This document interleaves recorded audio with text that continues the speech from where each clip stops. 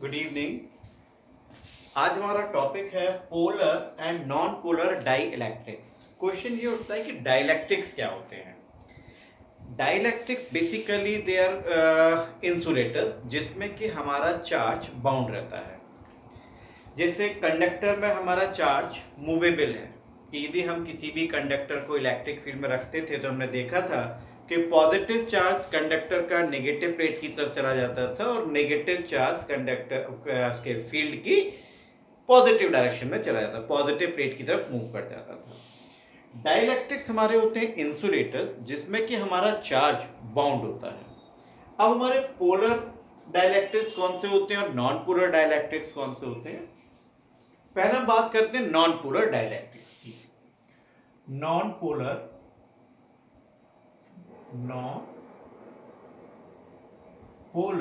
Die electrics.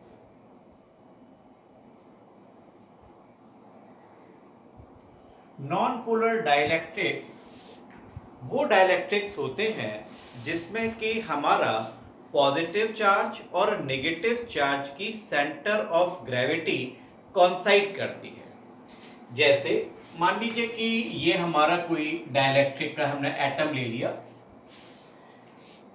यहां पर ये पॉजिटिव चार्ज है, यहीं पर हमारा नेगेटिव चार्ज है। तो ये कोई हमने एक एटम ले लिया डाइलेक्ट्रिक का, उसके पॉजिटिव और नेगेटिव चार्ज हमारे सेम प्लेस पर थे। इसका मतलब पॉजिटिव और नेगेटिव चार्ज की जो सेंटर ऑफ ग्रेविटी सेम होगी तो ये डाइलेक्ट्रिक्स हमारा कहलाएगा नॉन पोलर डाइलेक्ट्रिक्स। लेकिन जब हम किसी नॉन पोलर डाइलेक्ट्रिक को इलेक्ट्रिक फील्ड के अंदर रखते हैं, मान लीजिए अब ये हमारा एक इलेक्ट्रिक फील्ड हमने क्रिएट कर दिया, ये हमारी पॉजिटिव प्लेट हो गई और ये हमारी नेगेटिव प्लेट है। तो पॉजिटिव प्लेट से नेगेटिव प्लेट की तरफ एक इलेक्ट्रिक फील्ड क्रिएट हो गया। जब हमने इस डाइलेक्ट्रिक को इस इलेक्ट्रिक फील्ड के अंदर रखा तो इस डाइलेक्ट्रिक के पॉजिटिव और नेगेटिव चार्ज पर एक फोर्स लगेगा। चार्ज हमारा बाउंड है, मूव तो करना चाहेगा लेकिन मूव कर नहीं पाएगा, जिसकी की वजह से हमारा जो पॉजिटिव और नेगेटिव चार्ज है वो अपने को इस इलेक्ट्रिक फील्ड के अलोंग अपने को कोशिश करेगा अलाइन करने की। जैसे जैसे ये हमारा एटम था, अब इसमें पॉजिटिव चार्ज की तरफ नेगेटिव और नेगेटिव प्लेट की तरफ पॉजिटिव आ गया। मूव नहीं कर रहा है यहाँ पे चार्ज, वहीं की वहीं बस अपने को अलाइन करने की कोशिश कर रहा है। इधर नेगेटिव इधर पॉजिटिव, इधर नेगेटिव इधर पॉजिटिव, इधर नेगेटिव इधर पॉजिटिव। इस तरीके से अब हमारे जो डाइलेक्ट्रिक के अंदर एटम्स थे उसके पॉजिटिव और नेगेटिव चार्ज आपस में अलाइन हो गए। यानी इस पॉजिटिव और नेगेटिव चार्ज की वजह से अब एक डाइपोल मूवमेंट क्रिएट हो सकता है नॉन पोलर डाइलेक्ट्रिक में भी। और पोलर डाइलेक्ट्रिक्स कौन से होते हैं? Polar dielectric. पोलर डाइलेक्ट्रिक वो कहलाते हैं जिसकी की एटम्स ऑलरेडी पहले से ही जिनका पॉजिटिव और नेगेटिव चार्ज की सेंटर ऑफ ग्रेविटी सेम नहीं होती। जैसे ये नेगेटिव ये पॉजिटिव, अब यहां पर पॉजिटिव और नेगेटिव की सेंटर ऑफ ग्रेविटी सेम नहीं है। ये कोई हमने दूसरा एटम ले लिया, ये इस तरीके से हो गया। अब इस पॉजिटिव और नेगेटिव में इटसेल्फ एक डाइपोल मूवमेंट हो गया, ये डायरेक्शन होगी डाइपोल मूवमेंट की, जबकि यहां पर डाइपोल मूवमेंट जीरो था। लेकिन पोलर डाइलेक्ट्रिक्स के एटम्स में पॉजिटिव और नेगेटिव चार्ज की सेंटर ऑफ ग्रेविटी सेम नहीं होती। जब सेम नहीं होगी तो उसमें इटसेल्फ एक अपना डाइपोल मूवमेंट होगा। और जब हम इस पोलर डाइलेक्ट्रिक को एक्सटर्नल फील्ड के अंदर रखते हैं, जब हमने इस पोलर डाइलेक्ट्रिक को एक्सटर्नल फील्ड के अंदर रखा तो अब हमारे ये एटम अलाइन हो गए इलेक्ट्रिक फील्ड की डायरेक्शन में। नेगेटिव चार्ज अलाइन हो रहा है पॉजिटिव की तरफ और पॉजिटिव चार्ज अलाइन हो रहा है नेगेटिव प्लेट की तरफ। यानी अब हमारे पास इसमें एक परमानेंट डाइपोल मोमेंट क्रिएट हो जाएगा पोलर डाइलेक्ट्रिक्स में।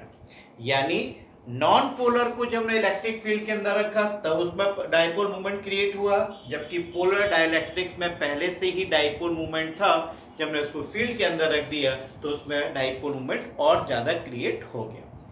अब हम पढ़ेंगे डाइलेक्ट्रिक स्ट्रेंथ।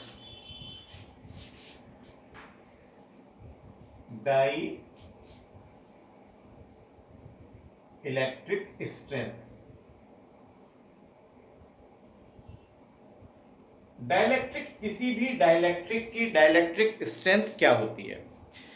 किसी भी डाइलेक्ट्रिक को जब हम इलेक्ट्रिक फील्ड के अंदर रखते हैं तो यहाँ पर हमारे एटम्स डाइलेक्ट्रिक के अलाइन हो रहे थे। यदि हम फील्ड को बढ़ा दें तो ये नेगेटिव चार्ज इस प्लेट की तरफ आने की कोशिश करेगा और पॉजिटिव चार्ज नेगेटिव प्लेट की तरफ जाएगा।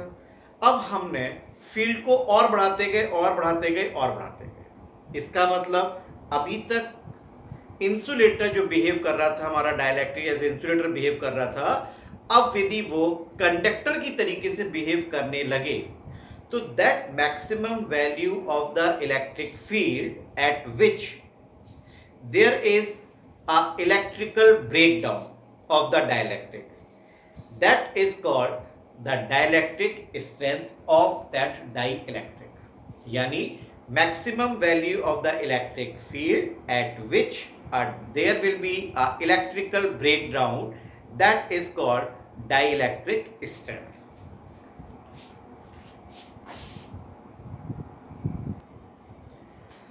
अब हमारा टॉपिक है पोलराइजेशन ऑफ डाइलेक्ट्रिक स्लैब। इसका मतलब ये हुआ कि जब हमने किसी डाइलेक्ट्रिक स्लैब को एक्सटर्नल फील्ड के अंदर रखा है तब हमारी क्या सिचुएशन होगी। क्योंकि हमने देखा था कि जब हमने किसी कंडक्टर को रखा था तो कंडक्टर के अंदर, फील्ड के अंदर कंडक्टर में इलेक्ट्रिक फील्ड जीरो हो गई थी। क्यों?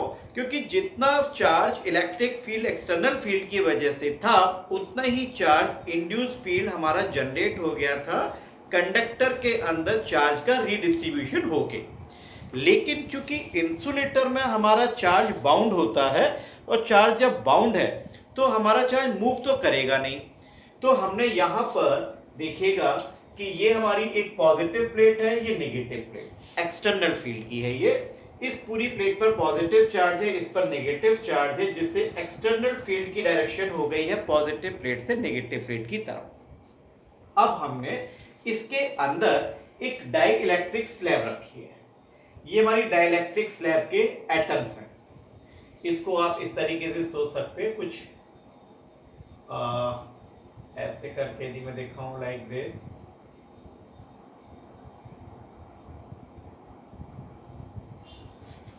ये हमारी डाइलेक्ट्रिक स्लैब है ABC, A B C D is a dielectric slab. A B C D is a dielectric slab.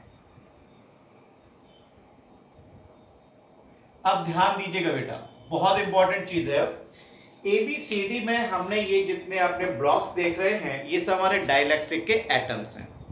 और जब हमने इन एटम्स को एक्सटर्नल फील्ड के अंदर रखा है तो हमारे डाइलेक्ट्रिक के एटम्स अलाइन हो गए।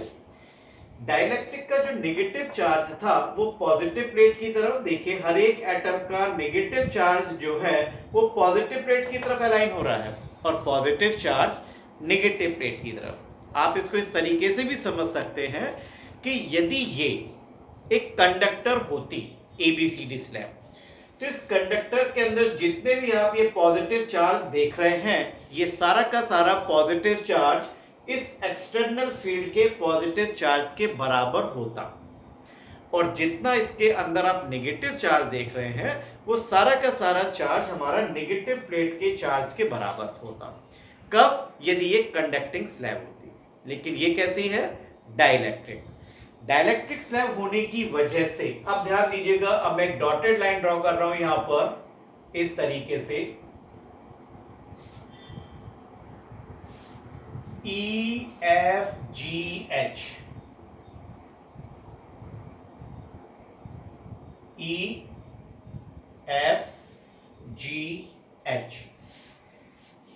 EFGH स्लैब जो है, क्या उसके अंदर जितना हमारे पास टोटल पॉजिटिव चार्ज है, क्या उतना ही टोटल नेगेटिव चार्ज है? जरा देखिए, थोड़ा फिगर को जूम करके देख लीजिएगा, जितना पॉजिटिव चार्ज है उतना ही आपको इसमें नेगेटिव चार्ज दिख रहा है। इसका मतलब EFGH स्लैब के अंदर जो टोटल चार्ज हुआ that is equal to 0। It means जो हमारी स्लैब BC एंड है डाइलेक्ट्रिक का, उधर हमको पॉजिटिव चार्ज दिख रहा है, और ये पॉजिटिव चार्ज एक्सटर्नल फील्ड के पॉजिटिव चार्ज के कंपैरिजन में बहुत कम होगा। इसी तरीके से AB स्लैब AD स्लैब के एंड पर जो नेगेटिव चार्ज दिख रहा है वो हमारे एक्सटर्नल फील्ड के नेगेटिव चार्ज के कंपैरेटिवली कम होगा, और EFGH के अंदर टोटल चार्ज 0 है। तो हम ये भी तो कह सकते हैं कि इधर हमारा पॉजिटिव और इधर हमारा नेगेटिव चार्ज क्रिएट हुआ, और इस इंड्यूस चार्ज की वजह से क्या एक इंटरनल फील्ड हमारी क्रिएट हो गई, जिसको हम EI से रिप्रेजेंट कर रहे हैं, और इस EI की वैल्यू इस EO के कंपैरेटिवली बहुत कम होगी। यानी यहां पर हमारा जो अप्लाइड फील्ड है, अप्लाइड एक्सटर्नल फील्ड की मैं बात कर रहा हूं, वो हमारा है EO, और जो इंड्यूस्ड फील्ड है, इंड्यूस्ड फील्ड,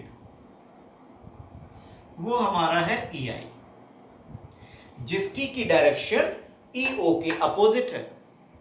तो नेट फील्ड कितना हुआ inside the dielectric? Net field inside the dielectric,